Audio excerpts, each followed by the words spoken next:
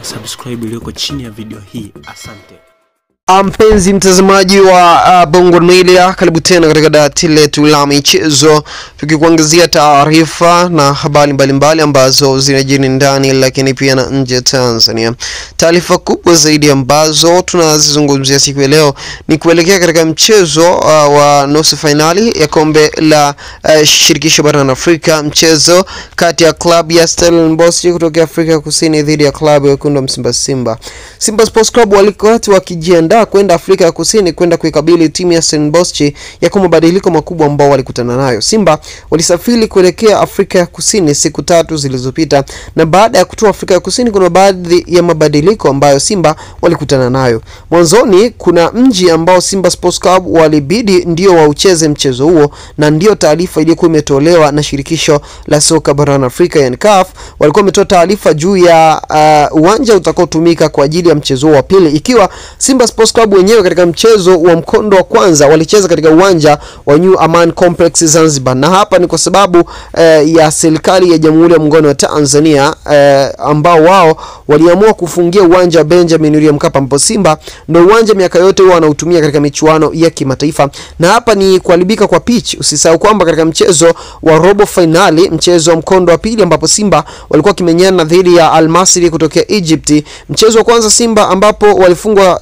mabao 2-0. Katika mchezo wa pili ambapo Simba walihitaji ushindi ili wafuzu, kulikuwepo na hali ambayo haikuwa nzuri, yani hali ya hewa ya mvua, na hizo zilipelekea pichi ya Benjamin William Mkapa kuharibika, ambapo Simba hata walipocheza katika mchezo wa pili wa robo finali dhidi ya Al Masry kutoka Egypt, japo walipata ushindi wa mabao 2 huku wakifanikiwa kufuzu kupitia changamoto ya mikwaju ya penalty, pichi iliharibika. So serikali ya Tanzania ikao imeufungia uwanja huo kwa muda ili iweze kurekebisha eneo la pitch. So hata katika mchezo mkondo wa kwanza nusu finali dhidi ya Stellenbosch, Simba waliamua wahamishie mchezo huo katika uwanja wa New Aman Complex Zanzibar ili waweze kuendelea na michezo mingine. Na shirikisho la soka barani Afrika likao limebariki uwanja huo ili uweze kutumika, maana ni uwanja bora, lakini huku likitoa tamko zito kwamba uwanja huo uwe na matumizi machache ya mechi ili kulinda hadhi ya uwanja huo.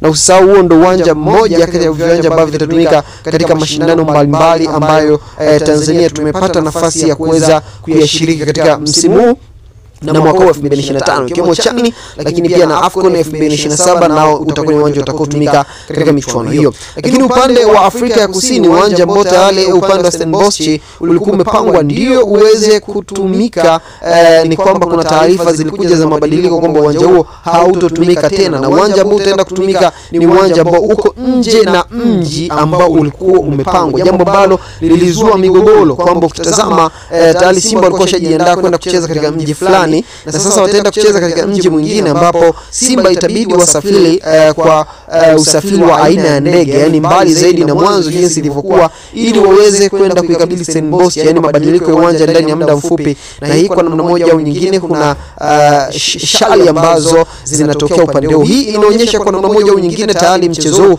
umeshaanza kuingiwa na dosari, yani Stellenbosch dhidi ya klabu ya Simba, dosari za kubadilishwa wapi waende kucheza. Hii kwa namna moja au nyingine imekuwa ni tofauti na vile ambavyo Simba wao ilitokea kwa upande wao, yani kutoka kwa Benjamin William Mkapa kwenda New Aman Complex Zanzibar haikuwa na athari zaidi, japo upande wa Afrika Kusini wao walikuwa wajipanga kuja Tanzania kucheza katika uwanja wa Mkapa ambapo wasingesafiri zaidi, lakini kutoka Dar es Salaam kwenda Zanzibar nayo kidogo iliwagharimu. Lakini na wao ni kama wameamua kuikomoa Simba kuitoa katika mji ambao Simba ilikuwa imejipanga kwenda kucheza dhidi ya timu ya Stellenbosch na kwenda katika mji mwingine ambao Simba iliongezea gharama zaidi ili kufanya jambo hilo. Huu ni mchezo ambao tayari dosari zishaanza kuingia, na wengine wanasema kwamba huenda hizi zote ni mbinu za namna moja au nyingine za kutoana mchezoni, na huenda hapa kunaweza kuwepo na kitu ambacho ni aina ya upangaji wa matokeo. So tusishangae kuona mchezo huo unaingiwa na mambo mengine makubwa zaidi, aidha kufungiwa kwa baadhi ya watu au na mambo mengine kama hayo. Je, swali hili kuendelea katika upande wa soka la Afrika unalizungumziaje, na unadhani ni maamuzi gani yanabidi kutolewa